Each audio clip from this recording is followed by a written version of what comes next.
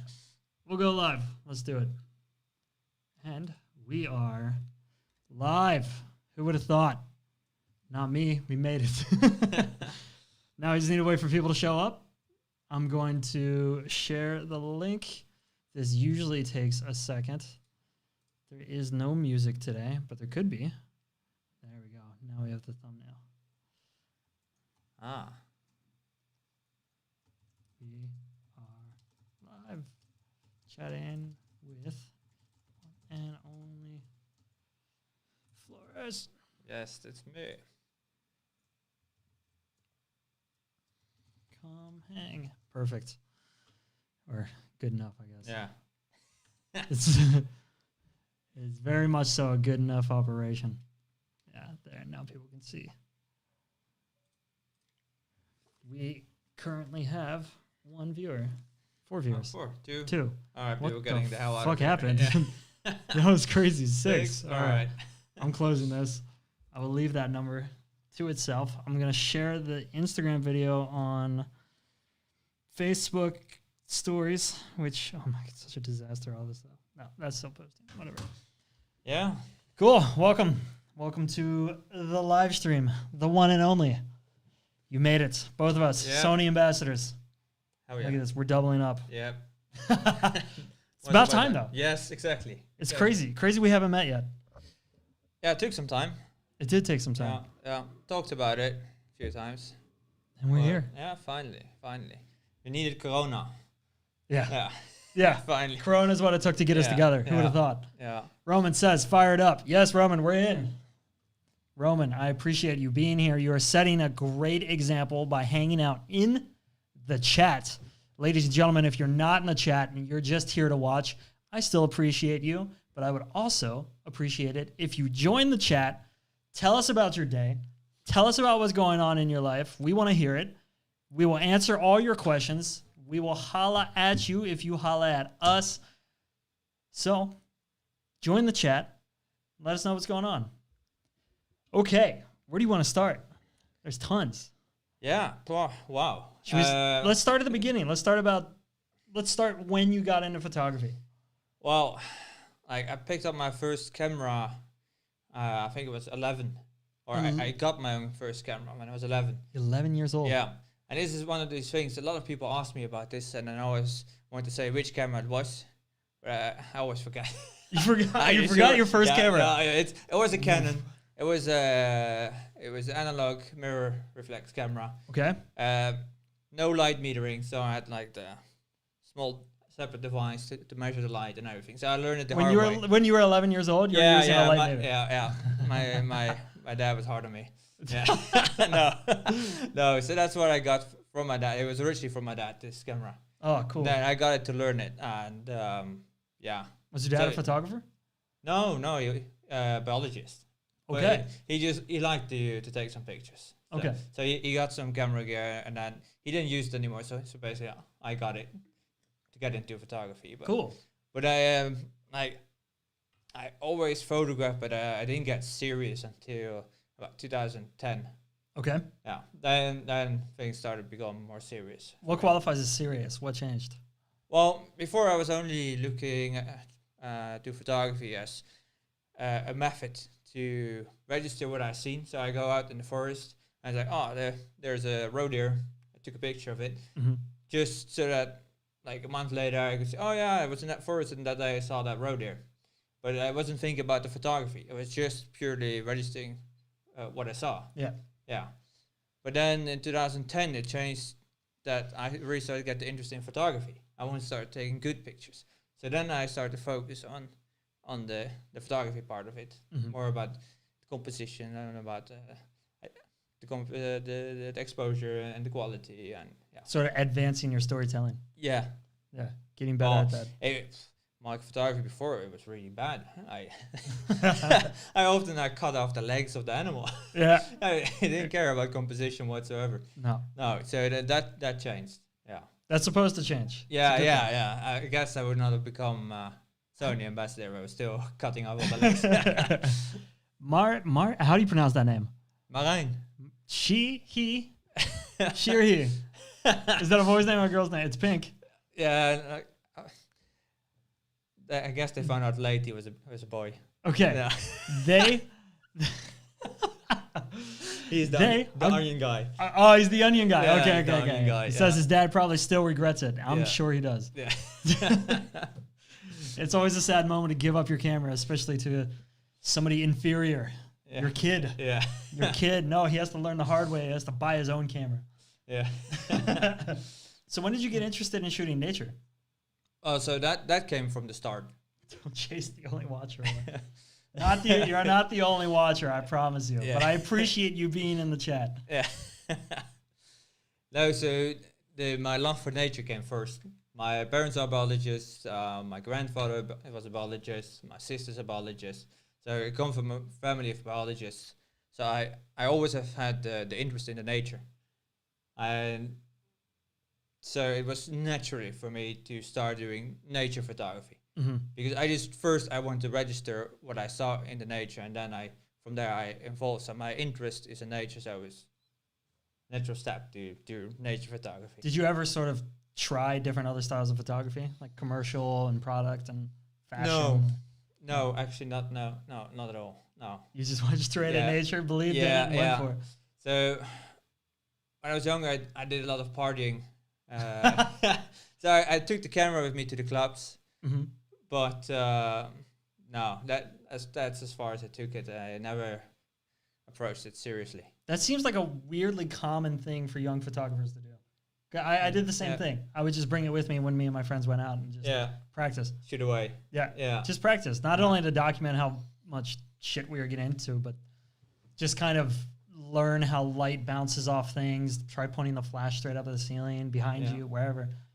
So it's interesting that comes up so often. Yeah. Have you ever been like at all tempted to try like have you ever shot commercial? No. You've never shot like on commission for a company? No. Are you tempted? No. No, it's not my thing. It's I think with nature I have the freedom.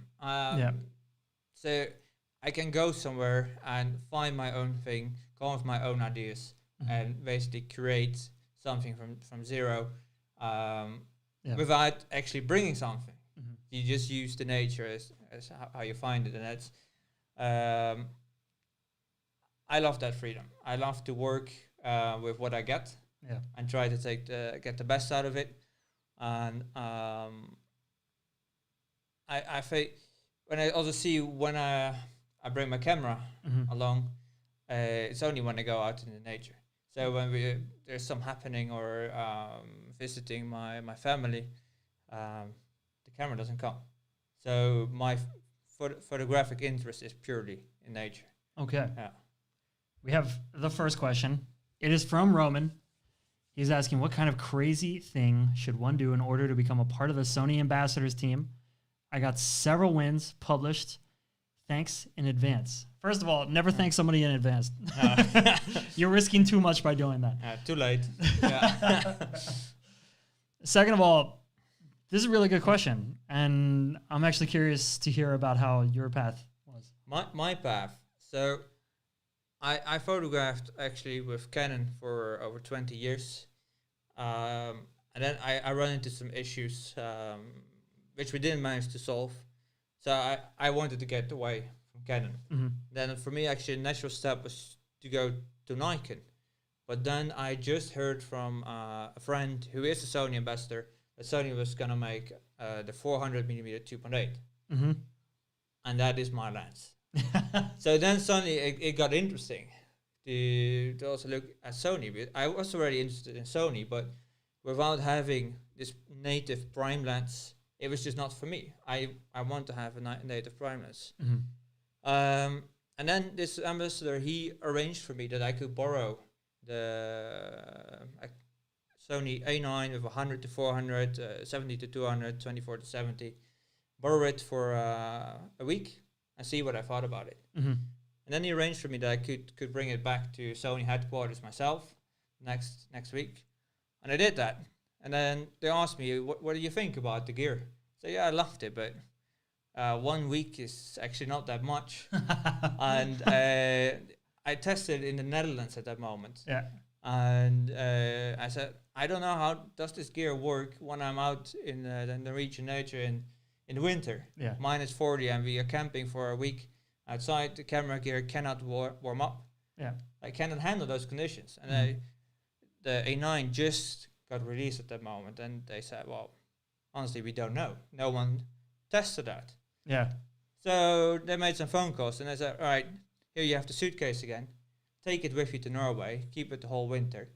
Test it in those conditions. Give us feedback. And then bring it back to us. So I did that.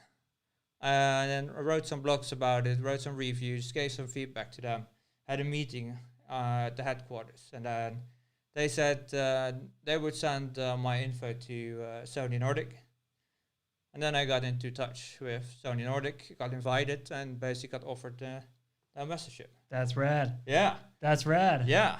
That's sure was. Such a luxury when the company asks you to return the product to their office. Like, I awesome. kind of pushed that myself. Oh, yeah. That didn't just happen. No. That's so perfect. Yeah, I figured. Yeah. That's similar to what I went through as well. For me, it was just a lot of begging. For me, I just sort of like told him, look, I'm the only action photographer using Sony in Norway. Yeah. So you'd be remiss not to let me use the cameras. And I was super young and I was a really bad photographer. So I don't know why they even let me into the front door. But like a year and a half or 2 years later, they released the A99 II, which is like the last like DSLR action camera that Sony ever made. And I called them immediately when that came out. Yeah. And they're like, you heard about the new camera, didn't you? I was like, yeah, I need that. So I told them, look, I'll come to your office at midday on Monday and I'll show you what I got. And that's how it works. So it's a lot of just placing yourself in the right position at the right time. Yeah. And just working. Yeah. And you need to be lucky with the timing. Yeah. Because I filled the last slot for ambassadors here in Norway. Yes, you're the third, right? It's the third. Yeah. So I filled the last slot, and then after there was several other professionals, and some of them they're definitely better photographers than me. Yeah, but they couldn't get it. So but I got lucky. But it's not just about photos. Is the thing. This is the thing that I try to impress on a lot of people is that it's not just about you taking good photos. They don't. You need to be able to hold a little bit more in terms of being like a salesperson. Yeah, there has to be a little bit more to you. True that. And that's the one. There's so many kids. I say kids. Yeah. There's so many younger people who come up and ask me about that, and it's so hard to remind them that you're not just applying for a position as a photographer. No. You're applying for a bit more of a job. Yeah. Helga says, you're not the only one, but I am quietly listening. Thank you very much. I appreciate that you're here and that you're quiet. I also appreciate that you dropped a line in the chat. And ladies and gentlemen, if you are watching quietly, there is a chat and you can be a part of the conversation. We will read and answer everything you post there. All right. Someone came here with a question. Elmer? Elmary? Elmary, sorry. Cool name. Very cool name, actually. Yeah. What is your favorite lens, Floris, if the 400mm f2.8 ignored, and why? Good one, but that would be actually quite easy pick for me. That's the 100 to 400mm. Yeah. Yeah, that's such a diverse lens. You have such a reach for that.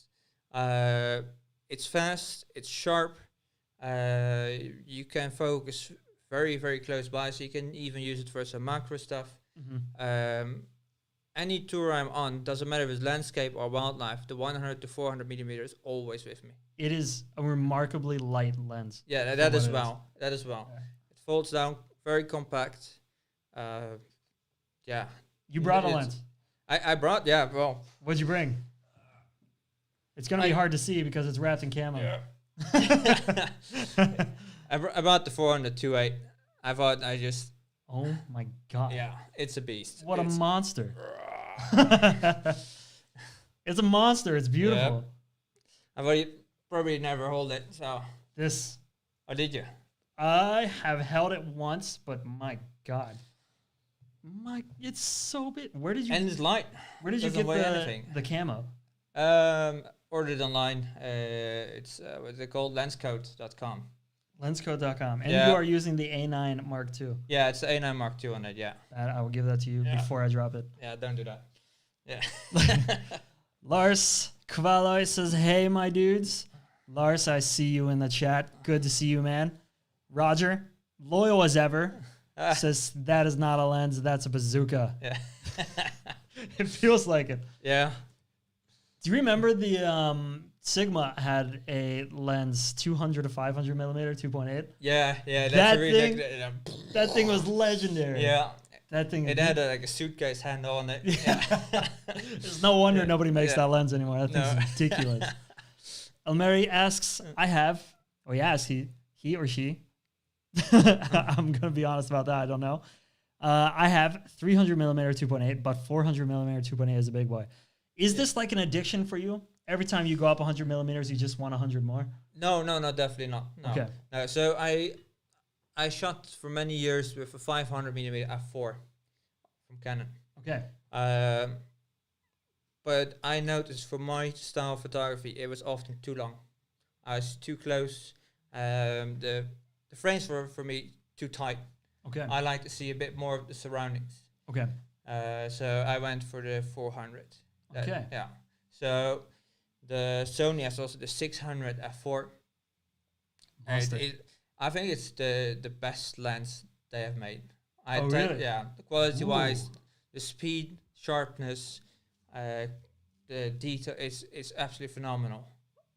Also how compatible it is with the converters. Yeah. You put a 2-time converter on it, so you have 1200 millimeter. That's ridiculous. The images to remain tag and tag and tag sharp. It's ridiculous. It's unseen. But for me, it's not. It doesn't fit my style. No. So no. So 400 millimeter is perfect for me. Okay. I have to convert it. I've always wondered that. Yeah. All right. Because if I go anywhere above 200 millimeters, that's too much for me. Yeah. I don't know what I'm doing above 200 millimeters. No. But yeah, with the wildlife, you often have to. Yeah. Yeah. Oh, yeah. Yeah. Yeah. Otherwise, they're always like tiny. Yeah. They're going to run away when you run up to them. Yeah. Yeah. Helga says, I have the 400 GM and 1.4 times extension. Have you tried the 2 times extension on the 400 GM? Yeah, I definitely have. If you go to my website, florismates.com. By the way, that's how you pronounce his last name. I just figured it out. Yeah. Wow, Smeets. Smeets. Okay, cool. Yeah. All right, I got it. Yeah. I'm in. All right, florismates.com. And then you find my blog. If you go back a few posts, you will find a review about the 400 2.8 tested with the 1.4 and the 2-time converter. Damn, there you with 100% crops in there. So you'll find everything about it. Crazy. That's a very specifically appropriate answer Yeah. to that question. Yeah, it's because I get that question lots and lots of times. So I thought, Okay. all right, I'm gonna just write a blog about it because I'm getting questions about this from people all over the world. So So your style of photography now, do you feel like you're locked in? no, No. developing. Developing. Yeah, Okay. What do you hope? Yeah, what are you yeah. developing towards? that's a good question. Thank you. That's a good question. I take pride in that. Yeah, That's my journalism degree coming in Yeah. handy. chick. Well, when I look at my images from the last few years, I see there is a change in the style. Mhm. I like to think that they're getting cleaner, Yep. the images. like to think so Pickier. Yeah. They do. I mean, it's true. They are getting cleaner. I've looked Thank you. through your material, and the new stuff is mind blowing. Thank you. So I think I'm getting more picky with the composition and much more conscious of the surroundings as before. In many situations, I find myself just observing the animals. I'm not photographing, whereas a few years ago, when I see the animal, I had to photograph. When So- you're observing, what are you looking for? Well, first thing is just the behavior of the animal. Mhm. Because that will tell what they're going to do and also where they're going. Mhm. And then you can plan your image. Then you start looking at the surroundings. background, foreground, and definitely also most important, the light. Where also I noticed that lately, over the last few years, if there's a chance for backlight, I take it. You're addicted to backlight. Yeah. That's weird. Backlight junkie. I'm the same way. Yeah. Do you want to show any photos? Some backlight stuff? Yeah. On that subject? Yeah. Guess what, ladies and gentlemen? We have photos. Start with backlight 1. Yep. There we go. Oh, That's a black grouse. that is so wild. What are the focus points doing there? That's my screen is. It's your They screen, can't see it. My yeah. screen is scarred because we've had that picture up for so long. Okay. Yeah. Okay. Like, what the hell is that? Yeah, so this is a black grouse display. So, in terms of this photo, what are you looking for, step by step? So, this is one of the reasons why I love photographing the 400 millimeter, because on this spot I will be able to get the background completely in, without cutting the tops of the trees, and I get this direction of the light where the sun is coming up. Yeah. So you get in the top this bit of light coming in. If it would have been photographed with 600 millimeter, it would have been much tighter, and you would not have had that. So this is one of the reasons why I love the 400. It's also nice to have the entire heat trail. Yeah, exactly. So this, when it comes to backlighting, how much of an angle can you get away with before you're kind of So this is quite tricky here, because you're limited with the ground. So I have my lens all the way on the ground. It can't get lower. So and you really hence want the to haze. Yeah, exactly. And then when the sun just comes up and you shoot straight into it, you get flares. So you need to be slightly to the left, to the right. Yeah. And then you don't want the flares. you can get rid of the flares by sometimes tilting the lens is like a centimeter or so, and then you can get away with it. But yeah, it's quite crucial how you point the lens. But here is so this image I chosen to expose quite bright, so you get the detail still in the animal. But if you could close this, and you could go back to the folder. Like, we could go like, take that one. So here I chosen to expose it much darker, and just to get the highlights out, and adds more mystery. It's nice that the feathers are semi-translucent as well, so you get a lot of detail and still a lot of pattern and color in the animal. Yeah. We have another question, Floris. What is your favorite target to shoot? And I cannot pronounce those words. And Capra Kellys leg or black grouse leg. All right. Favorite target to shoot. Yeah. I might have to run downstairs just for 2 seconds. All right. Is that okay? Yeah. Can you hold the stream yourself? Oh, that's awkward. No, it's all you. It's all you. All right. You're answering questions. Private party. It'll take me 2 seconds. All right. So my favorite target, I think for many years it was the wild reindeer.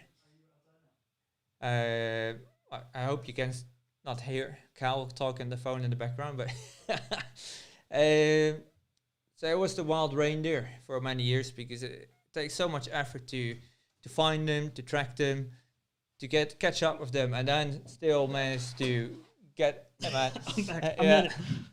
I'm expecting a delivery. I've been expecting it for like weeks, and for some reason they wanted to save it for right now. So all right. Sorry about that. But yes. No worries. So reindeer. Reindeer. That is your favorite? No, it was for many years. Many years. But I'm thinking. What changed? Yeah. I got addicted to the Capra Kellys. Capra Kellys. That's how you pronounce that. Yeah, Capra Kellys. Okay. Yeah. Why? Oh, it's also hard. It's difficult. They're very shy animals, and they that's a black grouse. Look at that thing. Yeah. How did you escape that photo? How did you make it out of there alive? I was hiding in my tent. So what's the I know jack shit when it comes to animals. Yeah, right. Yeah. If it doesn't show dinosaur. Yeah. Might as well be. Yeah. So why the Capra Kellys? Because they're hard. They're very hard to get. So they're very shy, and then they use a big area to display it. So they do come to the same area in the forest every single day during the mating season. But each male takes like 1 hectare of forest, and it's forest, so there are trees and everything. So you need to be able to find the best spot, put your hide there, and then the animal has to come in the right spot. And then you still need to manage to handle your foreground, handle your background, and handle the light. And because there's so many uncertainties, it's such a difficult game. It can take sometimes years to tackle a lek. So when you finally manage to do it, it's such a good feeling when things come together. So what went right for you for these shoots, for these photos? For this? Yeah. Well, yeah. In this situation. Like if they're so shy and it takes so long to get them in that spot, what did you do so right to finally get photos of them? Well, I used camera traps to really track how they use the area. But with the Capra Kellys, I earn my money on it by taking other people to this lek. So normally my guests are there, and I don't get the photograph. So I've been using this place for 5 years now. Yeah. With guests. So my guests have been photographed for 5 years there, and I only get maybe 1 or 2 days in the whole season. So I have a very good idea how everything happens on the lek, because I put my guests there every year. And this year, because of Corona, I didn't have any guests. So I finally got to go myself. Yeah. Yeah. So did you prefer that? Are you happy? Were you happier without guests? These were the most expensive pictures I ever took, because but yeah, secretly I'm really happy with the images I managed to get, because for so many years I've been dreaming about it, and I see my guests come back with these images, and I'm looking like, oh wow, this is amazing, and I don't have them. I don't have them. I put all the effort in. You're a photographer first. Yeah. Sometimes it's good to remind yourself that. Yeah. But I love the guiding. I absolutely love the guiding. I can imagine. It's amazing to take people to some place and they get the images and they're so happy. Yeah. To share that joy. Yeah, that's amazing. So we have Roger. Very, very good. I'm sure that is much appreciated, Roger. Helga says, I love the way you use the light. Thank you. Thank you. I'm very modest. And nice to see you in the chat, by the way. And I noticed it's you. Sorry. Johnny says, nice this one. I fully agree. Cheers, Johnny. El Meyr says, how many Capra Kellys have you seen liking at the same time? Oh, wow. I was at the peak, we had 6 males and 27 females. So 6 males and 27 females. Yeah, imagine that. Jesus Christ. Yeah, and only one of the males gets to mate. What, with all the females? Yeah, all of them. Why? Why? That's how it works. Okay. Yeah. So you have one dominant one. He is the boss. Okay. He chases off all the other males. Okay. And then if he manages to do that for a certain time and he remains the boss, he gets to mate. Whoa. Yeah. And okay. And it's a very funny game, because when the females start coming, I mean, no, not whoa. Coming like that. Coming to the lek. Yeah. Yes. They don't get mated at the start. The big male, he is collecting the females, so that he will attract more females. He's sort of showing off. Yeah. But the more females he has, the more attention we get of the other males, and the more the other males want to take over. So he has to find a sweet spot, like when to start mating. So like at some point he has to say, all right, this is enough females. And then he tries to mate as many as possible. Alex J asked, what the fuck did I walk into? That's a good question. Yeah. It's biology 101 right now. Sorry. Larissa asks, what does it take to get you satisfied about a picture? When do you know you took a good picture? Oh my God, what a question. That is, wow. Oof. What a question. That is a very, very hard question. I think either can happen 2 ways.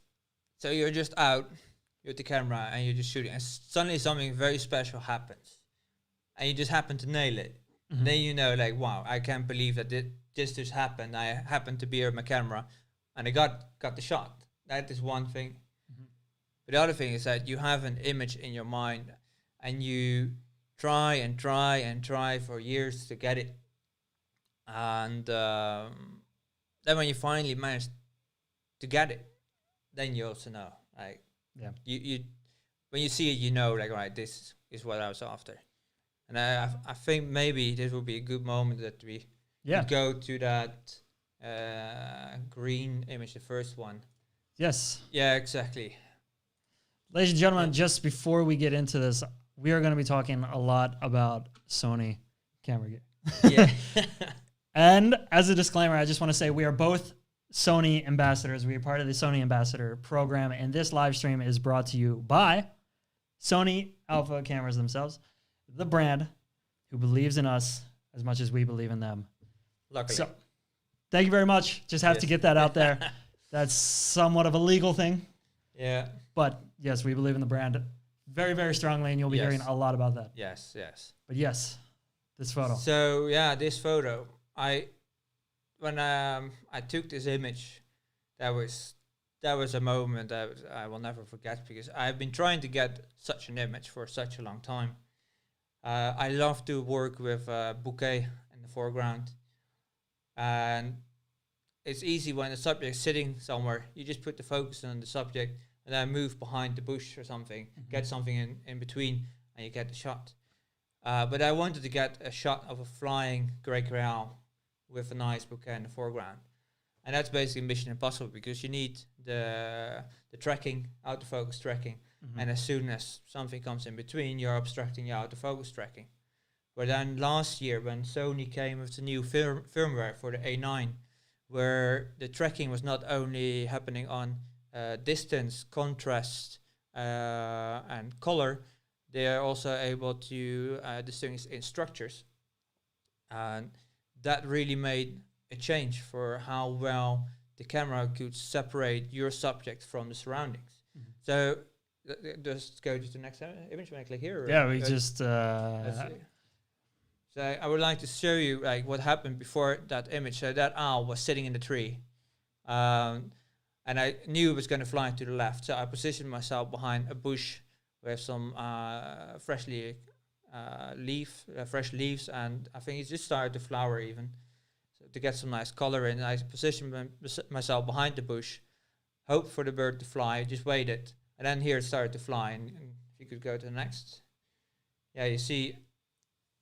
It flies behind the bush, and the focus. Yep. All right. Yeah. The focus stays stays on the bird, even though it goes behind the bush. Here I got a frame I was very happy with, and then the next one, it's further behind the bush, and then the next one, there's a small opening, and this is an image That is a hell of a photo. Thank you. That is. Thank you. An amazing photo. I would not have been able to take that with the autofocus tracking if it wasn't for the technology in the Sony A9 cameras. Damn, what a photo. Thank you. It's powerful. This is like you said, you don't need to bring anything with you, do you? It's already out there. Yeah. You don't need to force the subject matter. No. You just need to know how to find it. Problem is, I don't know how to find it. Come with me. I have to. I cannot imagine I have the patience for it. No, but we have to try once, and then I come with you on the shoot. You should. Yeah. Really should. Yeah. I think the delivery guy's here. I'm going to leave you with a question for 2 minutes. All right. Sabrina asks, what was the most difficult and the most exciting situation / location you had to photograph in? Greetings from Belgium. Thank you, Sabrina. Nice to see you in the chat. This one's on you. I'll be here 2 minutes. Love the question. The most difficult situation, I guess, that was last winter with the muskoxen in Doverfjell. Every single time we went out, we had snowstorms. One day, we barely could see our own feet, and that was definitely a lot of fun to photograph, but also very challenging because after we just didn't manage to see the subject, we didn't see the muskox. And the only thing we could do is wait for the wind to get a bit less, and then suddenly the muskox would appear again, and we could photograph again. And then we still had to get back out in the evening, and then the wind really picked up, and luckily I had my GPS with me, because it was impossible to see anything, and we knew the direction we had to walk to, and just when I looked on my GPS, it's all right, we go that direction. And we started to walk that direction, at least that's what I thought. And I looked at my GPS, and it looked like we turned all the way back to the left. And I tried again, and you're zigzagging down the mountain. In the end, we made it down. And it was an amazing experience, but it was definitely very difficult to photograph in. I'm back. All right, good. I'm back, and it sounds like I just missed a good story. Yep, it was the best one. New polarizing filter. Woo. And let's see, what was the... Petter Hermans, the man. I have shot with him plenty. He says, how heavy are your backpacks on a typical shoot? Oof. He knows mine. That's varies a lot. But I guess when I mainly go for the wildlife, I never actually weigh my bags. I just take with me what I need. I guess now with the light gear, maybe around 15 or 17 kilo, I guess. Something like that. What camera bag do you use? I have a bag I'm very happy with. It's from the brand Mr. Jan Gear. Mr. Young Gear? Yes. I've never heard of this. No. Okay. And it's the backpack model called Boris. Boris from Yes. Mr. Young Gear. Yes. Is it like an adventure bag or? Yeah. Well, no. It's just it's a very sturdy bag. It's difficult to destroy it, so it's perfect for me. There you go. Can take a beating. And the good thing is it's just square. It's very easy. It's not some. That's a good thing. Yeah. It is a very good thing because you can really fill it to the max. Yeah. Okay. So when I'm flying. It fits exactly in this ridiculous box, where you have to fit it. Yeah, it fits exactly in. And I can put 400mm 2.8 with A9, then 100 to 400 with A9, and then 16 to 35 with A7R3, and then some extra batteries, chargers, and everything will fit easily, and I can take it in my hand luggage, no problem. Damn. Nice. Yeah. It's a luxury, right? Having a good camera bag makes or breaks a trip. Yeah, definitely. With that one that you can walk with for a long time. Yes. It's such a pain in the ass. No, that's with this one. I easily get sore shoulders. Yeah. With this one, the straps they're perfect. They're thick, good padding. You can change the straps, how high they are, coming around your chest, and it's Have you ever used f-stop? F-stop gear? No, never used it. It is. I trust it with my life. Yeah. It is the most amazing bag, period, I've ever used. All right. Yeah. I highly recommend trying it if you haven't. Same goes to all of you. Seen them a lot. I'm not paid. I'm not paid to say that. No. I just really believe in that brand. I had one for 2 years, and one of the straps just started ripping. Yeah. And I took a picture of it, sent it to them, and they just sent me a brand new one back. Perfect. For free. Yeah. So nice. Yeah. I've had quite some guests with S-Stop, and several of them switched to the Mr. Young Gear Bolus. Really? Yeah. Oh, no. Okay, I got to do some Googling after this. It's so much easier when you're traveling by airplane. Just keep it on your bag. No, you don't have to hassle of taking it apart, putting your the backpack part into your luggage, and then taking this carrier. Yeah. So, Elmeri. All right. Tell us how to pronounce your name. My name? No, Elmeri. We want to know how to pronounce your name, because Finnish is not really my forte. Floris, have you been photographing nature ever in Finland? I am waiting your performance at the Finnish Nature Photography Festival of the year next autumn. Yeah. Will you be there? Yeah, I'm actually their key speaker on the festival. Ooh, fantastic. Yeah, I'm very happy about that one. Yeah. That's exciting. Yeah, I didn't know I would be the key speaker, but I just learned like a couple of days ago. They announced it in a magazine. It was a surprise. I knew I was going to be there, but I didn't know I was the key speaker of the festival. So that's fantastic. Yeah. So you're gonna meet Meyr. Yeah, yes. Oh, my girlfriend, she is actually from Finland. Oh, okay. Yeah. So I have So been you're in invested. Finland. Sorry? So you're invested. Yeah, I'm invested, yeah. Yes, heavily. Yes. But now, so I have photographed a bit in Finland, yeah. What did you go to Finland to photograph? What does Finland have? Forest. Mosquitoes. No, it's... I just took my camera out because it was there on holiday, so it was not a photographic holiday. We were traveling the country, and then we passed Kuhmo. I went to one of the bear hides at Lassie's place. Yeah, yeah, that was a one-night thing. Photographed the bears, and then continued traveling. So that was okay. Yeah, that was just coincidence. Did you get anything good? I guess I never added these images. Okay. Okay. So maybe not. It was a funny experience, but it's not my thing. Okay. It's just not my thing. It's the debated heights.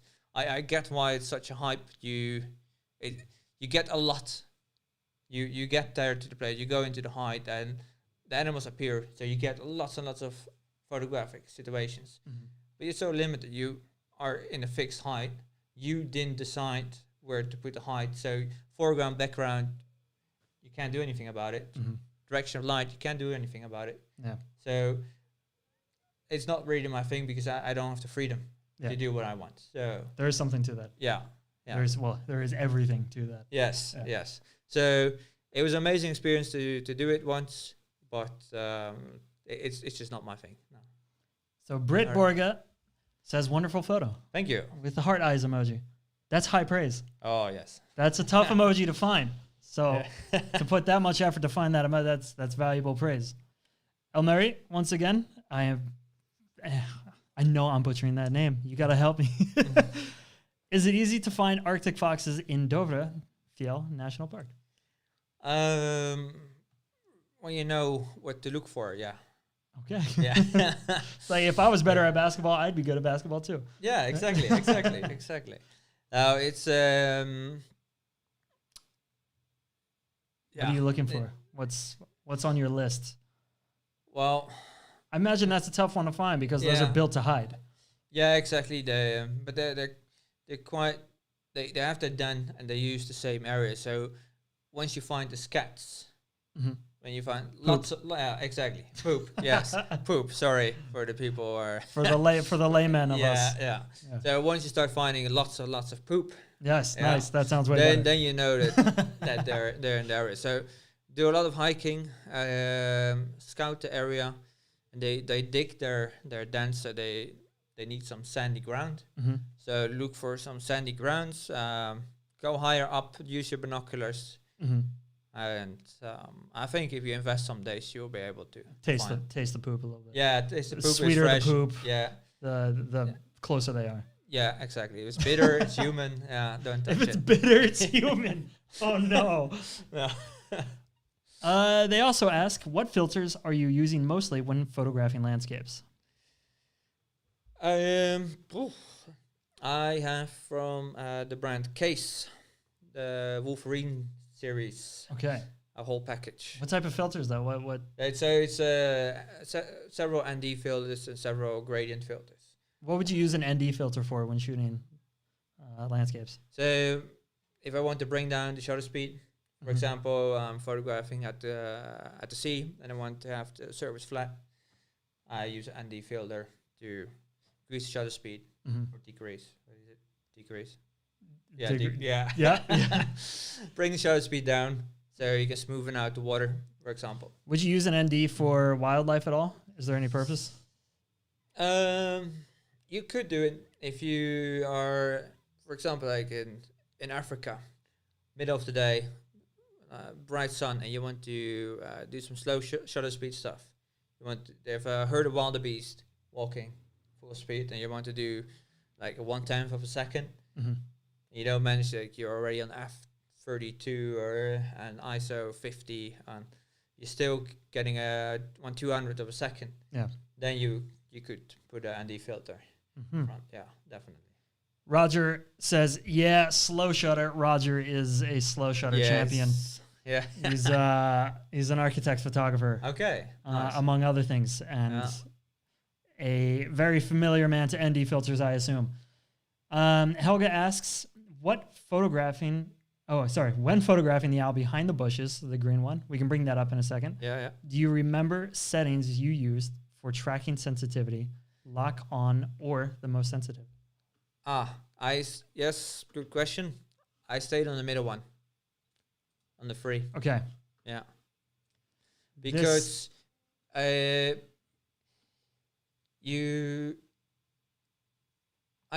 most often I just stay on the middle, on sensitivity free. Because if you're working with wildlife, it's difficult to say what's going to happen. The owl could have changed direction and suddenly fly straight at me. And then you want actually the focus points to change faster than when it's flying parallel. And if you think it's just going to fly parallel, no, the way around, is think it's going to fly towards it, it's going to fly parallel and go behind the bush like here, then the focus would directly jump to the bush. So I think the balanced emphasis, that's the third one, or no, just the balanced one, I think that's works for me in most cases. I very seldomly take it away from that. I did a shoot in Lithuania last summer where I was shooting Arctic terns and black terns flying straight at me. And they move so fast. There I put the sensitivity to the highest at some point to get them. Okay. Yeah. But this is far too nerdy for me. All right, sorry. No. It's interesting. I don't know if I've ever thought about that.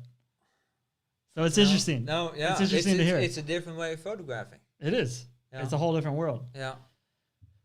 Do you have a link to the photo bag that you use? That was, I hope that's... Who's that for, first and foremost? I can... Wait, can we respond to that in the chat? Yeah. Oh, yeah. Yeah, go for it. Yeah, we can just say... And in the meantime, I will ask a question. I want to ask a question that's more COVID related, because COVID-19 has turned everything upside down. I know it's hit me very hard. I know it must have hit you very hard because a lot of your income comes from guiding. Yes, exactly. How much of your business comes from guiding? The guiding and workshops, they sort of are one. Yeah. Because, for example, my muskox tours in the winter, I might get some professionals with me who see me as a guide because they don't need me for the photography. They just want me so that they survive in those conditions. But then there are also people who just started doing wildlife photography. They come on the same trip. And of course, I'm also their guide, but then I'm also their workshop leader. So it blends together. And I think it's, when I look at my income, it's about 95%. Wow. Yeah. So over the last 2.5 months, what have you been up to? Yeah. Wow. I was quite stressed out in the start because the grouse season, so the black grouse and Capra Kellys, it accounts for over 1/3 of my year income. Oh, and wow. So that got wiped out completely. Wow. Yeah. And plus one of the muskox tours also got cancelled. So in total it was 6 tours now which got cancelled. Out of how many a year do you aim to have? I have an average 16. Okay. 16 tours. Jeez. Which I do. Some years it's more, some years it's 20. Some years it's 14 if something happens. But average 16. Yeah. That's wild. Yeah. So have you picked up anything, any new hobbies, or have you planned anything to sort of pass the time? I tried puzzling, but it was not for me. Puzzling? Yeah, no. No, yeah, so wow. Started growing vegetables. Oh, really? Yeah, big time. But yeah. So we were planning to do that this year. Okay. But I guess since I had some extra time, it got out of hand. I guess we're feeding the whole village, but in Yeah, autumn, why not? It's fun. Yeah. And it's nice to have something to focus on. Yeah, yeah, It's tough for a photographer, for somebody who's creative, to fill their time up with things that aren't creative. yeah. I've always found that, and I've always found that a lot of creatives sort of agree with that. So I'm always curious to hear, especially for you, because for us, we like here in Oslo, we just go do like test shoots, for example. Yeah, We go shoot for free or for fun, or we come up with personal projects. yeah, But for you, I guess you're waiting on certain seasons, and if that season isn't happening, or if the weather's too yeah. terrible. Or this year, for example, there are no mice. Yeah, there are. Which- Wait, no. No, What? no, yeah, no Where- mice. Why? Why? They went on a holiday. Oh, okay, of course, No. yeah. So the population cycles of the voles and mice, they go up and down. So some years you have none, and other years you have many. And so the owls, they eat the mice. So when we have no mice, we don't have any owls. Okay. So also in the summer, I mainly work with owls, but there are no owls whatsoever in our area. So does that? So that's like my main summer subject Okay. isn't there. So is that worrying to you now for the next 2 months? So that's I guess I will do some traveling inside Norway, maybe go north or to the coast and find something to photograph.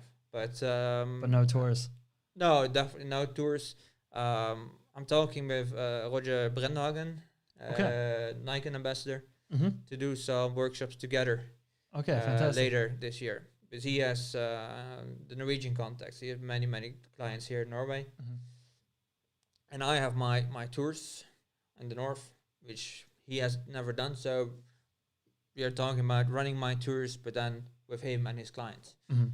So then we will still get some income. Because Fantastic. he used to be, I think now he should have been in Indonesia or something, or India. But all his things got cancelled because of Corona. So now we're going to team up and Yeah. try to make the best out of it. It was brutal. Yeah, It was a brutal period. But for you, how has it been? For me, it's been okay. Like I said, if there's not much happening in the creative industry, we just sort of do test shoots, kill the time. I was lucky enough in that the first few months of the year for me were really good. It was a very productive month up until March 10th, the day I had my last shoot. And that's kind of the whole reason this happened, this live stream. Yeah. Is I had nothing to do, and I had some photos left over, so I figured if I'm going to edit some photos, then why not edit in front of people? And then it just sort of, the ball kept going from there, and And then I talked to Sony once again, and they said, you know what, let's team up and do some stuff. Good. Hell yeah. Yes. So yeah, and then now the commercial industry in Oslo is picking back up again. There's a lot more work. I changed a lot of my focus towards like automotive photography. Yeah. So there's a lot more work like that popping up now. So how do you find your projects or your jobs? I know how I do. I go out in the nature and just photograph whatever I find. But you photograph now the last 3 weeks, I think, Porsches. Like, I've been shooting a lot of Porsches. Yeah. I'm a massive fan. Yeah. If you couldn't tell, I have the GT3 RS 3.8 liter, always sitting watching me. That seems small for 3.8 liter, but I believe it. If you hold it this close to the camera, though, it looks about real size. All right, it's pretty good. But for me, it usually works really well, like sharing the content. You can think of it as like starting on small scale, like shooting for private owners, just offering them photos for whatever. And then they recommend you to somebody else, and you just sort of like merchant your way up the ladder. Yeah. Much the same as if like you were to buy a paperclip and sell it for something more expensive and then work your way up. Yeah. That seems to be the best way for me to get work. I've told this story before on the stream, but I started shooting events. Yeah. Shooting parties, and then certain people would host parties for clients I was already shooting, and you just shake hands until you get up the ladder. Yeah. So for me, that's how it works. Yeah. And now I'm up to the point where I'm shooting with like some of my favorite brands of all time, like Porsche, for example. Yeah. I would have never. Amazing. I would have never thought. No. I would have never, even just like 3 weeks ago, I would have never thought that Porsche would have contacted me and said, "Hey, here's a car we need some photos of." Awesome. Like, it gives me chills. Yeah. Crazy. Congrats, man. I Congrats. appreciate that. Yeah. And if it wasn't for COVID, like I wouldn't have known to change the direction No. and aim for that. So Yeah. it's a blessing and a curse. Yeah. Yes. Oof, for sure. But it'd be nice for some more work now. Yeah. Yeah. Even though, so this is the thing which really worries me, because even though when the borders will open up, Mm-hmm. and even if my clients can get here, Mm-hmm. for example, when I look at one of my tours, my Muskox tour, in the winter, we use huskies to get up in the mountains, so that is still okay. We still could do that, but then we camp for 4 days or 5 days. So we share tents. Yeah, So that's tough. yeah. So, but it's still a couple of months. But I'm not sure how to tackle that one. I guess. Oh, I think the camera died. Oh, Yes, just keep talking. I will change batteries. all right. I will still be here, and hopefully you'll still hear me. Yeah. Yeah. So I guess I have to start buying more tents. So everyone's gonna have his own tent or something to see how I can tackle that one. So, and also by transport, it's so unclear by February next year. Am I allowed to take several people in the car or not? Sneak past you. All right. Ooh, it's close quarters. Yeah. So we have a new battery. Do we have? Yeah, we're back good. online. We're good. All right. Woo. Yeah, I'm actually going to test the waters for you here in 3 weeks. I have a workshop, like an overnight sleepover camping event with Sony.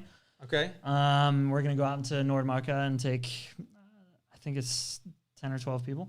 All right. I'm very excited for that. Cool.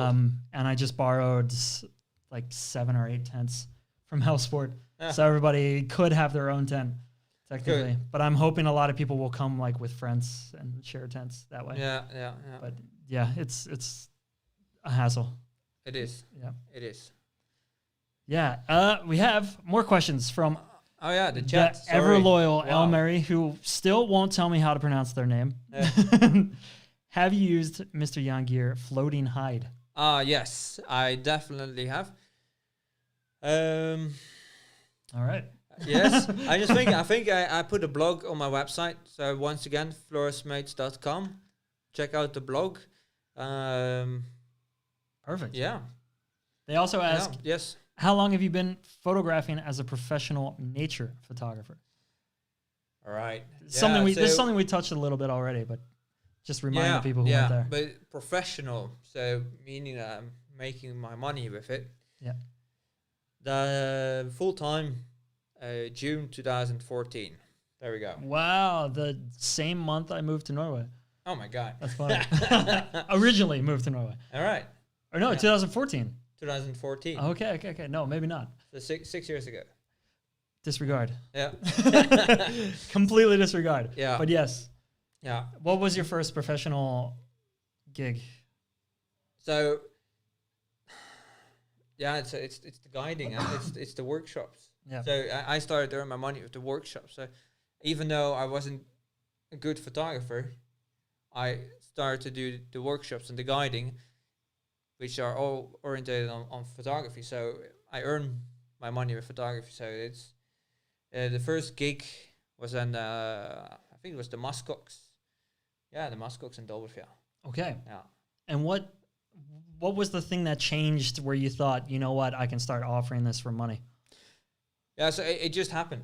I was doing my studies here in Norway. What were we studying? Ecology. Ecology. Ecology. Ah, Yes. okay. So during my studies, I was just photographing like where I live and around the campus and then Dobberfjell and posting these pictures online. And then Dutch photographers, they saw these pictures. Dutch photographers I knew. And they started to ask me, hey, Floris, can't we come to Norway and join you to Dobberfjell or to the place where you photograph the black crowds? I said, well, yeah, of course, you're welcome. So I started to get some photographers over. And they were happy. They put their pictures online. And then the next people say, hey, where do you take those pictures? Oh, just contact Floris. And that started rolling. And then in the last year of my master's, I suddenly thought like, wait, I think I can ask money for this. And then I started to look online to see if there are any people doing this professionally, these workshops. And I said, oh, wow, people are actually paying quite much money for this. and then I thought maybe I can make my work out of it. So that's how it happened. I got the idea, and then I went for it. And I thought I have my degree, so if this doesn't work out, I still have my degree, and but it worked out. And in 6 years, how has that changed? How has it evolved for you? Yeah, in the start, struggling to fill the tours, struggling to fill the workshops, learning a lot. Learning that actually people, yes, it's a horrible thing to say, but you can't trust them. No. There's people say they're coming to your trips, and then they're not. People you've had on trips before, and then you think, oh, I don't need to take a booking deposit from them because they have been here. I know them, and then they just leave you hanging in the end. So I learned a lot, and now things are just going naturally. Actually, That's nice. I'm filling up the tours without too much promotion. Like the Black Grouse and Capra Kellys, they sell out every year without making any. Why those? Why those tours in particular? I guess because a lot of people have been coming back with really good pictures. So cool. There are many other places where you can photograph them, but I think other places, many of them, they are focused on getting as many people as possible. So their heights are big, and they just want to put as many people as possible on one of the legs, and everyone's photographing the same angle, and you're not free anymore because you are limited by space because there's so many people at one spot. So I keep my groups much smaller, so I'm much more flexible. I can move heights, I can put them closer, I can take them further away, go for backlight, front light. What's the ideal number of people for you, for a group? With wildlife, I normally take up to 4 people. With the muskox up to 6. And also with the Black Grouse and Capra Kellys, I also take 6. But then I divide the group. I put 3 persons on the Capra Kellys and 3 persons on the Black Grouse. So they're actually quite small groups, especially when you look at other places, they have like 20 people. Yeah. And of course I could earn a lot more if I would do that. But I really like this quality which I can deliver. Yeah. And I see that there's quite some very talented photographers who are coming to me because they know they will get quality. Yeah. That's a good thing. Yeah. And that's always something you can charge for later. Yeah, exactly. Yeah. So next year my price doubled. So get it now. Get it now. COVID be damned. Get it now. You have some more photos for us. Yeah. What would you like to share? Yeah, but since we were talking about the muskox. Yeah, maybe. There we go. That's the muskox. Yeah. These things are terrifying. Yeah. What is wrong with you? Nah, they're okay. They're just angry to each other. Yeah. Oh my God, that's such a powerful moment. Thank you. That's insane. Yeah, I like how both the legs are lifted in the air. Yeah. Yeah. They're like mirroring each other. Yeah. So what are you looking for when you're hunting? So yeah, that's a good thing. So I love to be out in the winter. So I love the snow, to work with the snow, just to get a clean foreground, background. And here I did overexpose to really get rid of any detail. Yeah. You just get the shadow in between the animals. So yeah, what I'm looking for, action always works. But if you could go back to the folder. Yeah. Let's see. I was pressing the wrong button. Let's see. Let's go to that one. So I tried to think a bit out of the box. Try to get something I haven't seen before. Symmetry is so cool. So this is one image. It's not stacked or anything. Yeah. So this is another thing with the winter. So it really enables you again to isolate your subject. But what I really love to work with is the storms. So if you could go again to the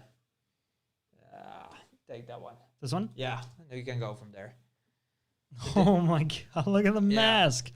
Whoa. So this was actually while you were getting your package, I told a story about being in a heavy snowstorm, which was the most challenging situation to photograph in. That was here.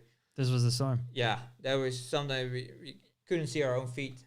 There was so much snow in the air. Oh my And lord. the muskox, they got just snow blasted and they got these white faces. And it was, yeah, it was one of the best days I've been out photographing the muskox. This was with the 400 2.8. Something relevant before we go too far from it. Elmary asks, how long... No, sorry. I skipped one. How much is that muskox photo overexposed? Do you know? I guess it was this one. Well, that's the thing. When you are working with mirrorless cameras, I don't know how it's for you. Do you still look at +1 or +1/3? Or the only thing I focus on is the histogram. I forget about. I don't even look at that. I look at the numbers I know work. I have it in my mind how the editing is going to play out. Yeah. And I expose for that. All right. So yeah, I am 100% focused on the histogram. Okay. So I always have the histogram in the viewfinder, and in this situation, I exposed to the right.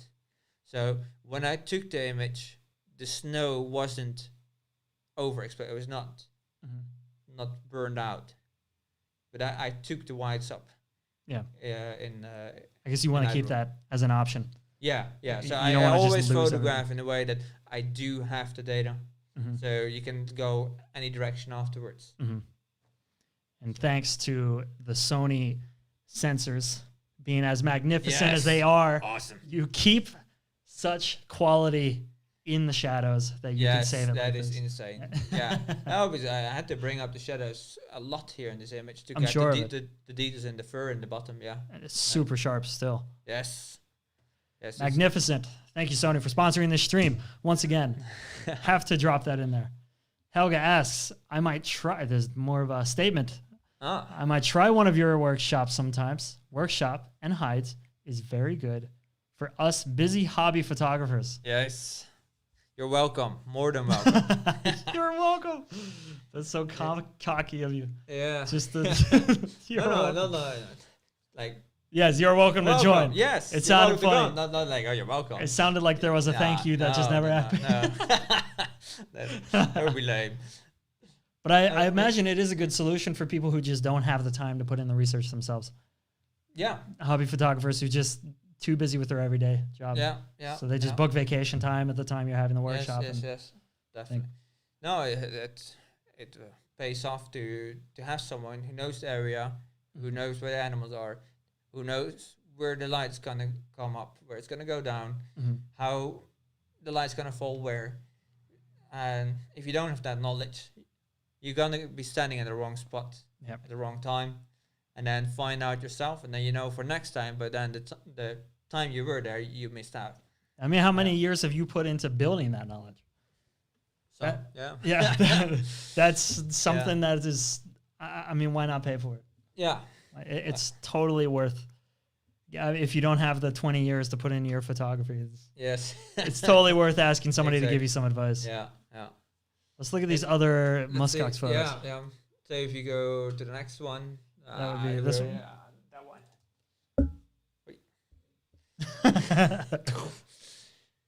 So here, again in the snowstorm, there was a different day, but it adds so much to have this snow in the air. Yeah. And then of the tracking of the Sony cameras is phenomenal. I have my guests with me, and they have the best gear of the other brands, and often they have to switch to manual. They don't manage to lock on or to keep the focus on, and their lenses start hunting. Start jumping between snowflakes and stuff in the foreground. But here you really see that the Sony autofocus managed to pick up the color and separate it from the snow. So it's does a really, really good job. It's something you just almost only see white, and in the moment the muskox appear again, the camera remembers, like, all right, I was focused on that, and it just jumps back. Jesus. Yeah. Smart stuff. Yes. Thank God, because I'm not smart enough to make these decisions. Roger says, impressive shots. Thank you, Roger. There you go. Let's see the... So And this is with the 100 to 400. Mm. As I said, I always have that one with me. I could actually here answer one of the questions which was asked in advance by Gert-Jan Onvlee. Yeah. Try that. Yeah. No. I challenge refuse. you. I refuse. He asked me how do I handle it with my mirrorless cameras to change my lenses in the middle of a snowstorm. Yeah. So first answer would be I don't change lenses in a snowstorm. Okay. So I bring several bodies. So for each lens I want to use, I would have a body. So I'm not gonna change. Wow. Okay. All right, but if you don't have the luxury, if you only have one body and have two lenses, you really want to change. With the latest firmware we got for our Sony cameras, I think, or even the second last one, I think it was in the start of this year, it enables you to select that every time you turn off the camera, the E-curtain, so your mechanical shutter, closes in front of your shutter. So in front of your sensor. Yeah. So it's protected, just like with a mirror reflex camera. That's fantastic. Yeah. But still, also with a DSLR camera, I wouldn't want to change my lens in these conditions because there's so much snow in here. And even though it doesn't land directly on your sensor, it's going to end up in your camera and it's going to melt. Yes. Yes. I'm way too lazy to bring two bodies with me. So I end up with a lot of dirt. Yeah. I have plenty of dirt on my sensor. How do you handle it? Do you have cleaning gear yourself, or you bring it to? I have cleaning gear myself, but also I'm very addicted to shooting at very wide apertures. All right. So for me, the spots don't matter too much. No. Typically. But when they do, I clean the sensor myself every now and then, and you can usually do a decent job by yourself just to get it. Yeah. Little secret. These are actually all censored. It was not snowing that day. No snow whatsoever. It's midsummer. But this also, if people were a little confused when we were talking about the autofocus jumping, this is a perfect example of when that would happen. Yeah, definitely. Because these bigger snowflakes, all these snowflakes are the same size, but the bigger ones are obviously closer to the camera. Exactly. So if they're moving and the muskox isn't moving, your camera wants to jump and to focus on these different planes to catch up with the things that are moving. Yeah. But because the camera is differing in contrast, distance, color, and structure, is able to distinguish the muskox from the snow. Mm-hmm. So a very familiar name in the chat says... Oh, Gert-Jan Onvlee. Yes, exactly. Says, thanks. Didn't know about that function. So there you go. We have taught someone. This is a good thing. Welcome. This is a good thing. Yeah. Do you want to answer some questions from your because you posted on Instagram? You had a story where you were taking all questions. Yep.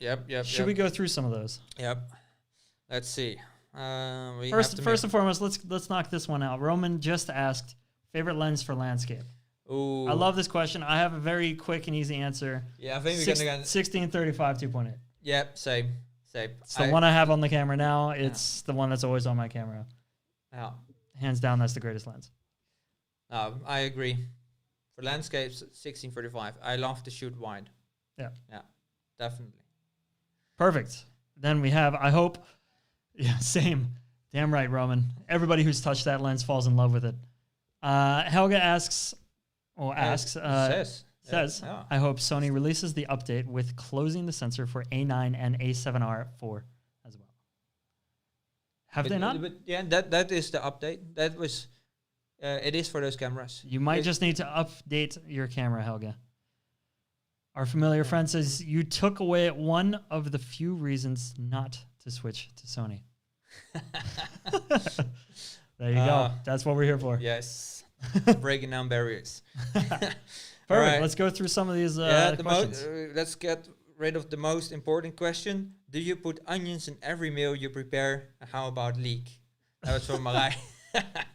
I only put onions in the food when you're eating with me.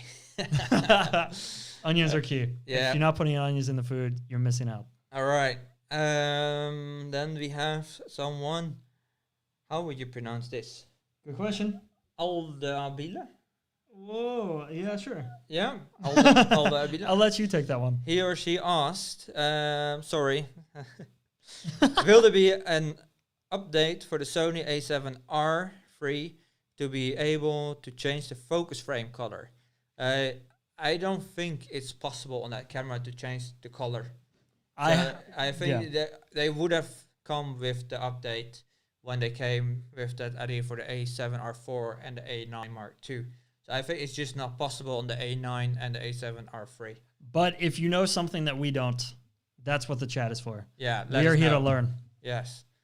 And Michael from Switzerland, he asked me, which additional feature besides the pre-capture function would you wish for the A9 Mark II?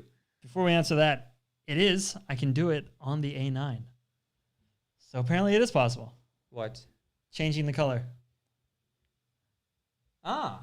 So we learned something. This is what the chat is for. On the A9. It's perfect. White, red, and green. Ooh. Those are good options. You know what? I gotta play with that. I thought it was only for the A9 too. Thanks. I gotta play with that. That's good to know. Good. Cool. Thank you, mine. Next time I won't cook onions. So back to Michael. So which feature would we like to have on the A9 too? Which feature would we like to have on the A9 too? I think the only thing I could come up with is the multi-exposure focus stacking or whatever you call it. The multiple exposure. Yeah. But otherwise, I'm not missing. What would I have? That's a very good question. A feature. I don't know. I don't know if I'm missing anything from that camera. It's built to do one job extremely well, and that's to be fast. And it truly is the fastest on the market. Yep. So to ask anything more of it in terms of speed is just, you're asking for next generation now. Yeah. Which I guess we can't really ask for that. It'd be cool if they made a green one. Yeah, so I could lose it in the forest. There you go. Yeah, something a little bit. And a white one for the winter. I could lose that one in the winter. Perfect. So we want colored bodies. Bring that back. Exactly. Bring back colored bodies. Leopard print. Yes. Ooh, not bad. Not bad. You'd be scaring away a lot of animals. Here we have one from Menno. What are your autofocus settings and how do you customize your buttons? Ooh. All right, so my autofocus settings, I guess you're referring to for when I'm shooting wildlife. We'll do both. Let's do both landscape and wildlife. All right. And I'll do commercial. All right, so I am a big fan of back button focus. Okay. Yeah. Back button focus. Back button focus. Big time. And I'll explain you why.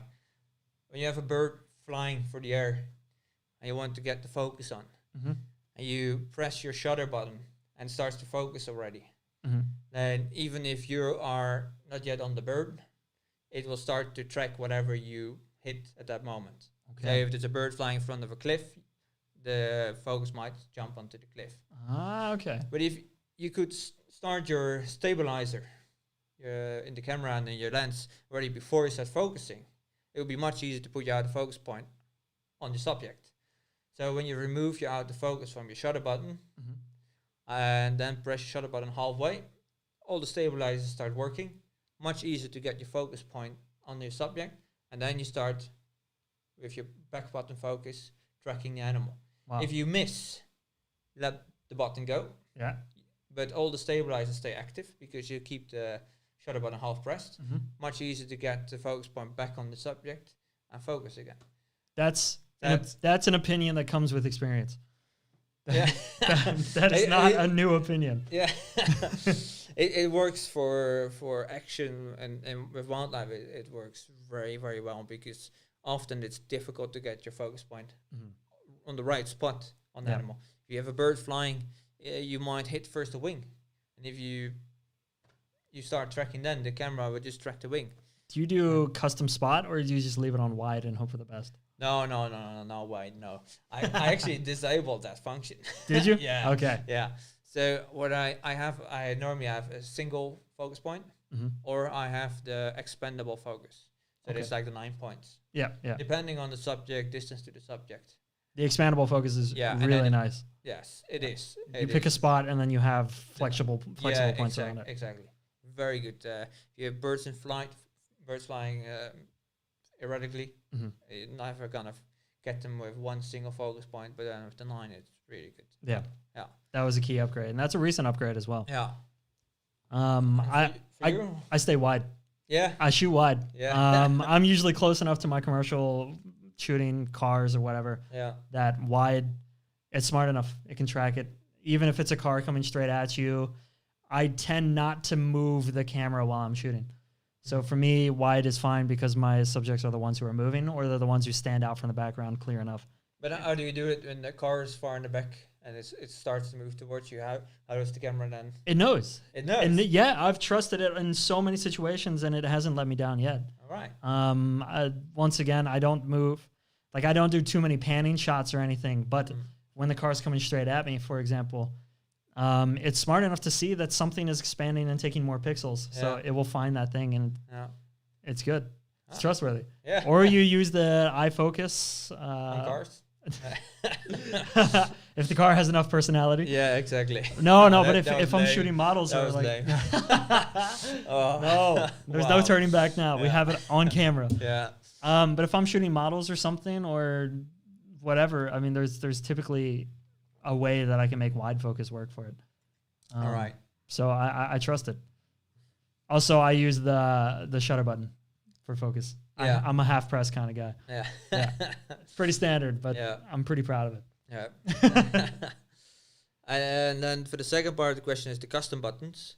Oh, yeah. So I would answer the most important one, and is that I put on the one of the custom buttons, I put a setting for panning, so slow shutter speed. Okay. I put it on shutter speed priority, 1/20 of a second, automatic ISO, and F is then variable. Yeah. And so if I press that, I'm ready to pan. Mm-hmm. So I can be photographing animal, and when Sunny starts to run, one push of the button, I'm that ready toggle. To pan. Yeah. So that toggles it. Yeah. On and off? Yeah. Okay. Exactly. Our friend whom's name Marijn says, I know Mark Galler advocates wide for just about everything, might be different in nature with lots of subjects to distract the autofocus. Yeah, exactly. Yeah. That's basically what it comes down to. Yeah. Huh? Did you say to distract the elephant? What, did I say the elephant? Yeah. The autofocus. I heard elephant. Did I say it? I have to listen to that back. Right. If I said elephant, I'm sorry. I don't know where the hell that came from. Wow. I have strange things on my mind. Do you have any custom settings for your custom buttons? I don't have any custom settings registered. I have more of the functions. So like white balance on custom 1 or 2. Yeah, right. Just pretty basic stuff. Yes. I'm very lazy when it comes to customizing my cameras. So if it's there already, I assume it's there for a purpose, and I don't touch it. But I don't have it memorized. I'd have to take a look at the camera and see exactly what I have set up. Yeah. So I'm guessing there's some stuff. I'm guessing like I know back before the Sony lenses, when you were in manual focus and you turn the focus ring, like now they zoom in for the. I used to have one of the custom buttons set for that. To really get pinpoint focus, focus magnification. That's I guess what it's called. Do you use a lot of manual focus? I do use a lot of manual focus when it's a commercial thing and it's not moving. Okay. If it's not moving, then I mean, you can trust autofocus typically, but I don't want to get home and see that, for example, a car in a studio is not in focus. Yeah. That would absolutely kill me. Yeah. And that's tens of thousands of kroner in studio fees just gone. So manual focus usually during like a static shoot. All right. Yeah. I barely use it. No, I can imagine. Yeah. Next question by Max Malmberg. He asked if there would be 800 or 300 or a 200 millimeter coming out. Okay. 800 5.6, a 300 2.8, or a 200 f2. I don't know. It'd be nice. Yeah. I want a 200 too. Yes. That'd be fun. Yes. That'd be very fun. But I would assume that the 300 2.8 will come. Yeah. They have it seems from the mandatory. the older series. The amounts. Yeah, yes, Yeah. exactly. That has to. So yeah, That I has to. assume now that the 400 to 600, I guess the 300 will follow, and the 800. I think this is this weird lens which Canon and Nikon have, and I Yeah, don't I mean, there's think a Sigma as well, right? Yeah, There Yeah. are companies who make a 800 that you can use, and I think it's just so special. It's probably such an expensive thing to start making and designing. and can't so imagine- few people will buy it. I can't imagine Sony's thinking No, about not that at too this much. point. No. Not at this point. No, No. that's they will go for the lens which will be sold to the mass market. Mhm. I would assume, not for the very specific. Elmary jobs. Elmary asks, "What?" Elmary still hasn't told me how to pronounce their name. I need help. What ISO range are you using mostly with the A9 Mark II? It really differs what I'm shooting, but like with the Capra Kellys, I started at ISO 10,000 in the morning. Mhm. That's what I needed. That's a It's- high ISO. yes, it's high. Yeah. It's high. Yeah, it definitely is high. ISO 4000 is there. I think the images, they look good. Mhm. If I don't do any cropping, I don't need to do any noise reduction. Yeah. Depending on how the light was, of course. But I had shot a lot of my Capra Kelly stuff this spring on ISO 4000. No problem. Elmary, you say it right. Yes. Finally. Thank you for confirming that. That was killing me. I always feel bad mispronouncing people's names, especially since you've spent so much time here hanging out with us. I want to be friendly and I want to know your name. So I really appreciate that. Thank you. And I appreciate you being in the comments or the chats, whatever we're going to call this. And if you're watching this and you're not in the chat, join the chat. It's not just about us getting to answer you. It's about you getting to talk with everybody else. We're trying to create conversation here. And I appreciate you being here. And I would appreciate you joining the chat, keeping the conversation going. Speaking of which. All right, next question from Larissa Rand. What do you think is the most useful function for your Sony or from your Sony compared to a DSLR? You first decide. Wow. Okay. For me, it was the speed. I was shooting a lot of action photography when I first joined Sony, and to not have to, one, wait for the shutter to flip up, and to deal with the shutter flipping up and the blackouts and all that stuff. Switching to mirrorless was such a mind-blowing opportunity. There was that, and Sony. I've always used Sony, Yeah. and I talked about this in the last stream. But my first Sony camera was the DSLT, which is a semi-translucent, and I feel like there might have been some light loss going with the light going through the mirror as well. Yeah. So once it finally became mirrorless, there was like no limits for me. No. That was fantastic. What about you?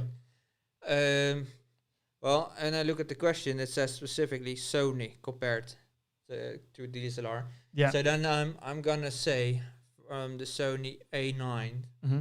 the possibility that you can photograph without a blackout. Yeah. And that you keep all your 60 autofocus measurements per second, even when you're shooting 20 frames a second. There's not a single camera which can do it, especially a DSLR. The mirror is flapping up and down, interfering with your autofocus. So you shoot bursts. So that was one thing I needed to get used to, because I was so used to shoot bursts. When something happens, some action, I shoot bursts and then hope that some of the frames were in focus, and that the camera managed to recapture focus between the bursts. Now I don't need to do that. I can just fire away. Just keep moving. Yeah, because the shooting doesn't interfere with the autofocus. And actually, now that I think of it, I got one series of images I brought with me to show you. Let us Let's do see. this. Will you be able just to click through them? Should be able to. All right, good. So here's this great growl which just came out of the grass. Tried to catch a mouse, it missed, and then it flew straight at me and landed. You can go quite quick through. So you can see here the whole sequence. And here it's coming in, and this is like the crucial part. So it's coming in to land, And if you can go back a few frames, like you see the focus is on the face, and then the owl starts to basically disappear because it's going up, coming in for landing. And here, any DSLR camera would have jumped to the body because all your autofocus points are right in the middle and not in the top. And here, the camera managed to track the face of the bird, even though the face is all the way in the outer edge. And you go down to the next frame, and the next one, you see the face start to come back, and the focus is still on the face of the bird, and there the bird is sitting on the pole. And this is, when this happened, in the end, I just assumed that the camera would have lost the bird, so I stopped shooting, and then I look back on the pictures, and every single frame is in focus. I didn't lose it. That so is a luxury. I could have kept shooting. That is a luxury. And you can't get that with DSLR. Damn, these photos are awesome. Thank you, man. But yeah, when you go back through it and watch how the autofocus tracks, flying backwards is funny. Yeah, yeah, they normally don't do that. It's just amazing.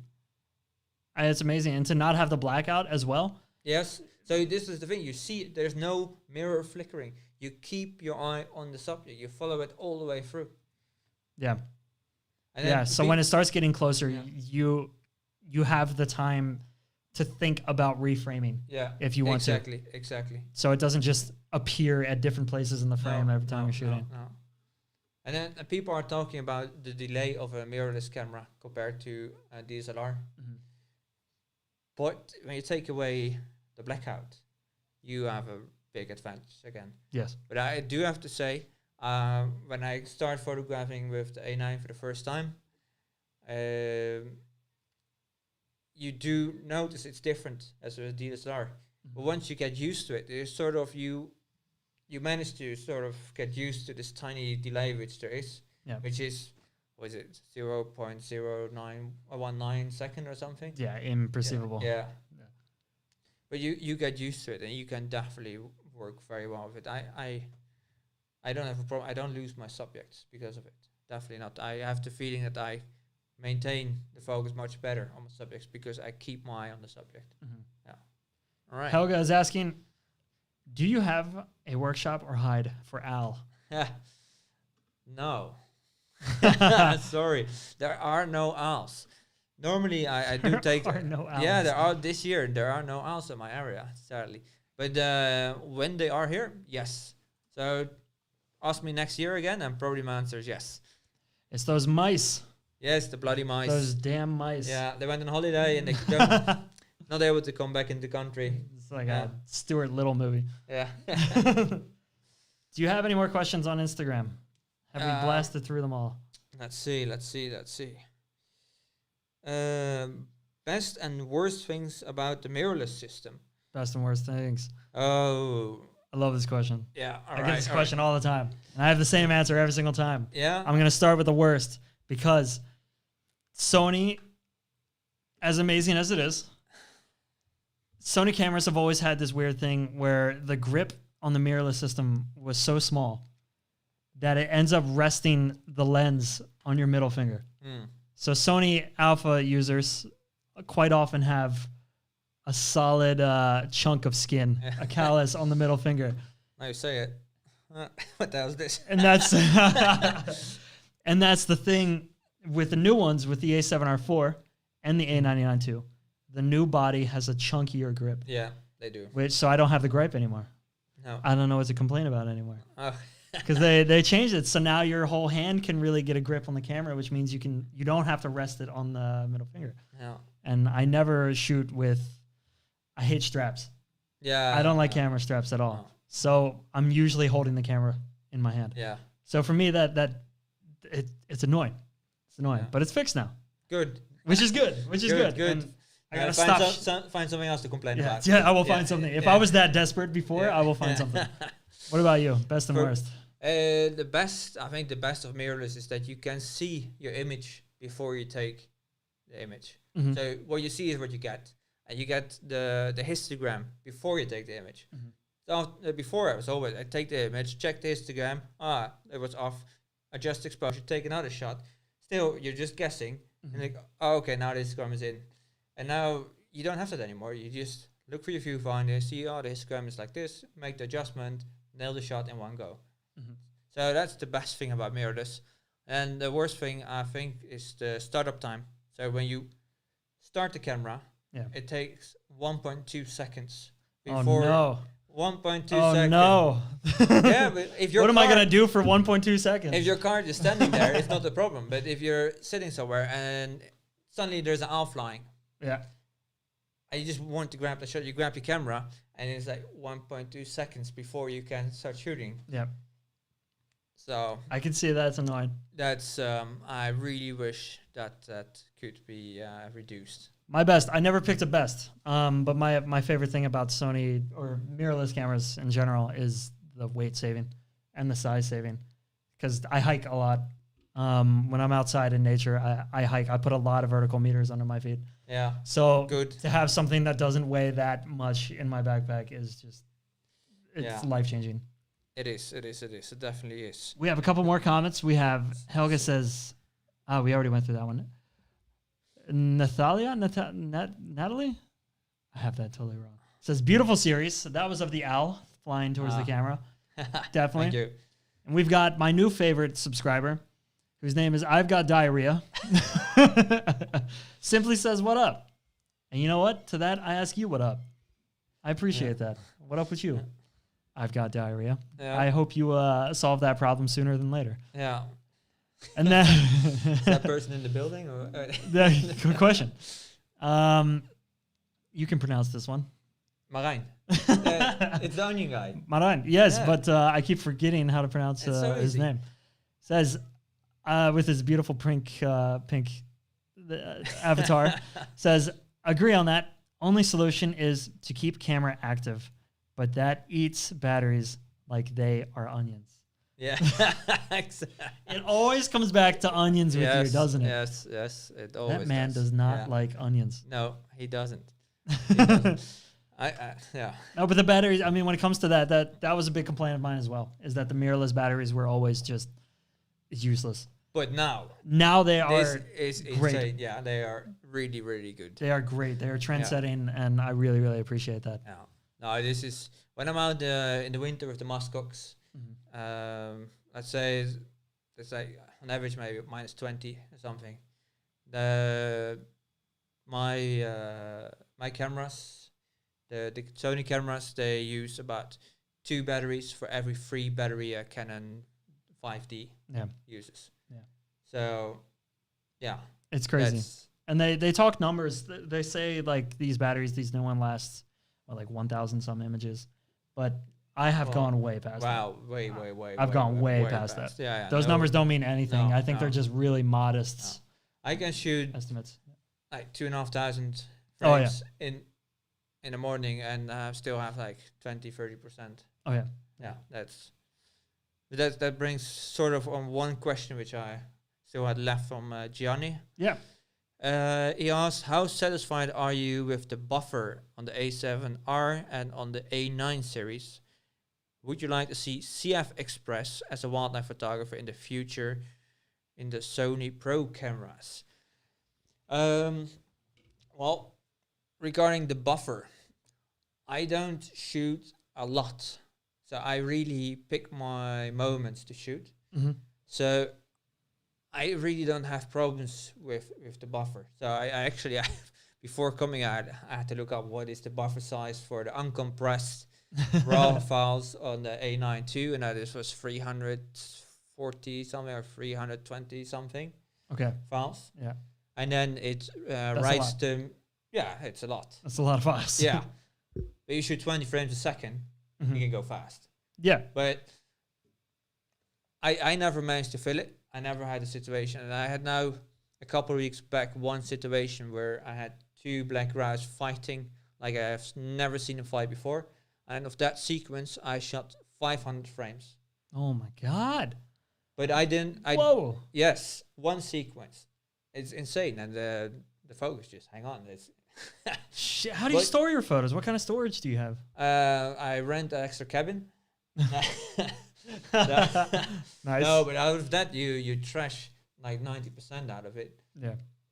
but and you keep So 10%, you delete. and of that you take 10, and then you trash the rest. You delete Yeah. photos. Yeah. Okay. Yeah. You have to. You have to. But yeah, but that was, I don't have to. No, but that was a special situation. So I shot 500 frames in one go, and That's crazy. I didn't fill the buffer, so I never That's gained. insane. Of course, because during the fight I had to like recompose, let go of the focus, refocus.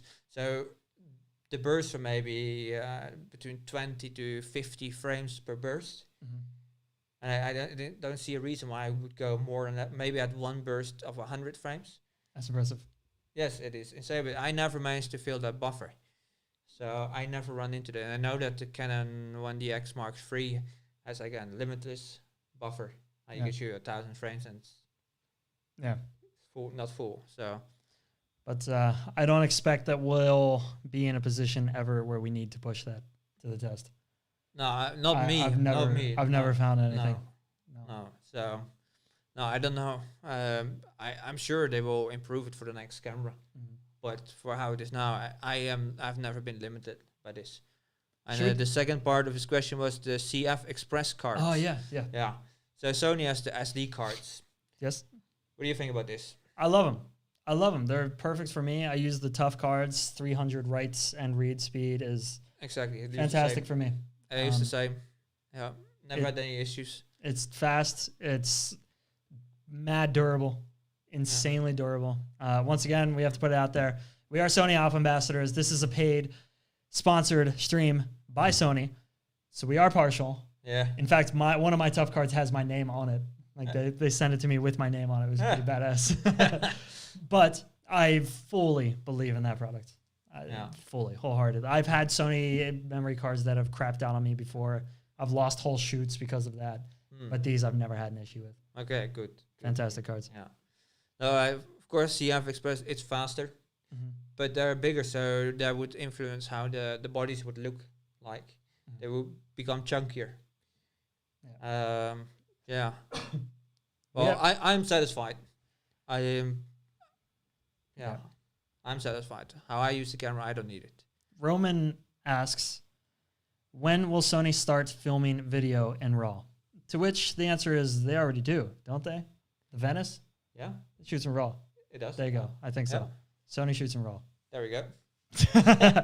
No, well, here's the thing. People want like red level video quality in a DSLR or a mirrorless camera. And to that, the answer is, well, if you want full reign over the like creative quality of your, like the color quality and the contrast, shooting at S-Log3 is pretty close to RAW. You get a lot of reign over little details. You get a lot of details in the shadow. There's about 15 stops of leeway in terms of exposure quality. So to need anything more out of a DSLR or a handheld, a little mirrorless camera than S-Log3 is, you're asking a lot of that camera. Yeah. If that ever happens, or if we ever do get 10-bit in body, which is Insane. once again, like that would be industry leading in an instant if that was released. If we do ever get that, then the heat dissipation within that camera must be mind blowing. So it would be nice. And if they ever announce the A7S III, that'd be fantastic. Yes. That'd I'm be waiting fantastic. for that one. That's But that is not something that we should be expecting yet in cameras. No. So it's a good question, and I love that who question. Would need But it? That's another thing.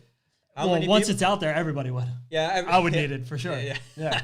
You think you need it? I don't need a new iPhone, but once that comes out, for sure I need that. But yeah, it's that's something that you don't need until it's out. That's the short answer to that. Yeah. But yeah, should we wrap this up? Yeah, we've been going quite long, I think. Yeah, 1 hour and 45 minutes. This is a pretty good one. We've had a lot of people hanging with us. I really appreciate that. A lot of people dropping chats, dropping things in the chat. Perfect. We'll give people an opportunity to sign off or help us sign off. If you have any more questions. Yeah, last questions. Yeah, this is last call. Yeah. We are the bartenders. Yeah. Britt says, thank you. So many good tips I can use on my Sony A9. Ah, perfect. And Britt, so many people are jealous of you being able to use the A9, so I hope you are using it to the fullest. Roman, nice time. Thanks, guys. Roman, thank you for being here. I appreciate you asking questions. The more questions, the merrier. Helga says, great show. I will follow. Thank you very much. If you're not subscribing, by the way, there is a subscribe button somewhere on your screen. Just click it. We'll be here. Floris will be back at some point. I promise you. I'm here quite often. Next time we do it in the forest. Next time we do it in the forest, we dig for some internet and see what we can find. Yes, exactly. Eric says, great stream. Thank you, Eric. I know you've been here before. I appreciate you being here, and thank you for finally dropping and checking into the chat. I appreciate that. Gianni, great show. Roger, awesome stuff, boys. Marijn, did I get that right? Marijn. Yeah. Are there any native Norwegian Sony ambassadors? I am half Norwegian by blood. I think that counts for something. Yeah. Well, my mother actually told me that, like many generations back, her family originally came from Norway to Austria. Damn right. That's what we did many generations back. Yeah. So I also have some Norwegian in me. There you go. Yeah. There you go. Yeah. The Ulis. Yep, Ulla Salomonsson. He's Arctic Like Photo, I think is his thing. He is Norwegian. He is based far north. Yeah. He's so Norwegian, he makes up for the two of us. There you go. Yeah. Problem solved. Yeah. Oh, God. I still can't pronounce this name. Gertjan. Gertjan. Oh, Jesus. You're making a fool of me. Yeah, I did it every day with my girlfriend. Gertjan asks, is this the start of your vlogging career, Floris? No, it was the end. I imagine vlogging Floris, no. Vlogging while shooting wildlife must be impossible. You're going to scare away everything within a 2-mile radius. I could do it with the muskox. This is true. Yeah. But maybe you don't want them to know where you are. No. With the muskox. Elmary says, thank you for being here. You've asked plenty of really, really awesome questions, and I really appreciate that. The name I can't pronounce again. I've tried it already. I've tried it once. That's plenty. Thanks, guys. Thank you once again. Thanks, girls. For Marijn. Says the one with the pink. The onion eater. The non-onion eater. That's the issue. Yeah. We got to get you eating onions. Stop being so wimpy about that onion thing. Yeah. He knows what's on the menu next time we're on Lowfout. It would just be onion. Every day, starting with onion soup. And I think with that, thank you very much. That's where we're ended. I forgot English there for a second. That's where we will end it. Yes. Thank you very much for having me. Yeah, no worries. Thank you for being here. Once again, this was sponsored by Sony. This live stream is brought to you by Sony, Sony Alpha. We are Sony Alpha ambassadors. Go follow us on our respective social medias. You'll find us. It's not that hard. If you're here and you haven't found us already, I wonder how you found this live stream. Yeah. Thank you guys very much. Yes, thank you. Cool. I believe in all of you. Thank you very much for shooting and being here, and send us your pictures. We want to see what you do as much as you want to see what we do. So if you have any more questions we didn't get to, send them to us directly, and we'll get to them on Instagram or wherever. Yes. Awesome. Thank you guys very much. And with that, that is the end of the stream. See you later. See ya. Peace.